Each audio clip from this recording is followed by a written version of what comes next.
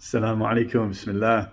I don't know how many of you are new to Islam or have been new to Islam and had an experience with the Qur'an, but today I just want to quickly share an experience I remembered yesterday actually. I'd become a Muslim, as you probably all know, in about 99. So this story happened in around about the year 2000.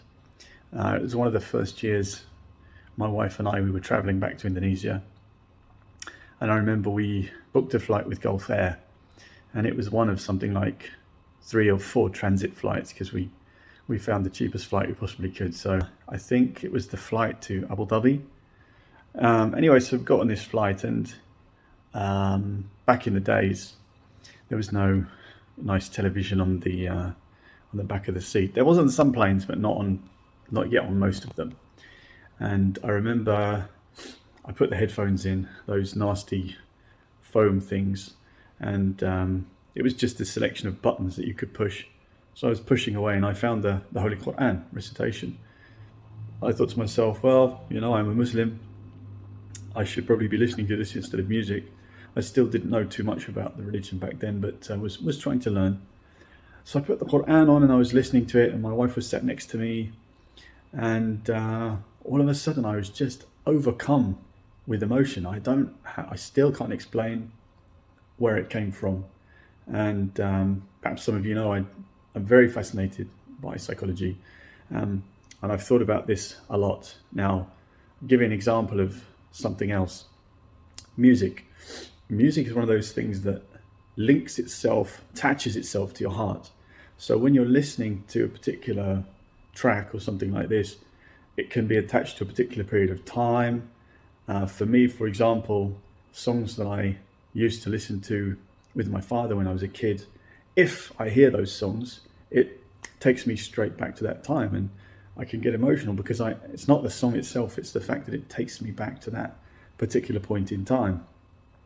And personally, this is why I believe one of the reasons music is not permissible, because it digs itself into your heart and attaches you to things which take you away from the worship of Allah subhanahu wa ta'ala. Anyway, that's another thing. But for this particular occurrence, I hadn't really that much experience with the Qur'an. I was still learning to read it.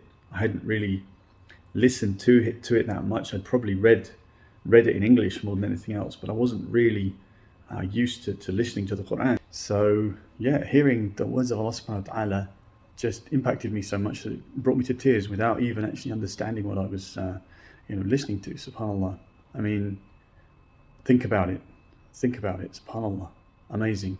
I say to my kids sometimes, this is the speech of the one that created us, created the heavens and the earth and everything between them, above and below them, everything, just everything. So when you hear the words of the one that created you, you would expect them to have like a powerful effect on you.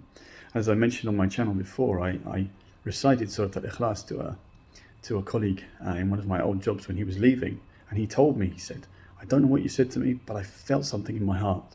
SubhanAllah, SubhanAllah. Alhamdulillah ala ni'mat al-Islam. So recording this video and remembering these experiences is a great way to remind myself to strengthen my relationship with the Qur'an, and I advise everyone to do the same. Memorize the Qur'an, listen to the Qur'an, ponder on its meanings, read the hadith and the text regarding the importance of the Qur'an, the speech of Allah subhanahu wa ta'ala, of course. I'll do my best, inshallah, to record this video in Arabic and Indonesian as well, but at least I'll put the subtitles here. Let me know what you think in the comments, and please, if you like this or my other content, please consider liking and subscribing. Wassalamu alaikum wa rahmatullahi wa barakatuh.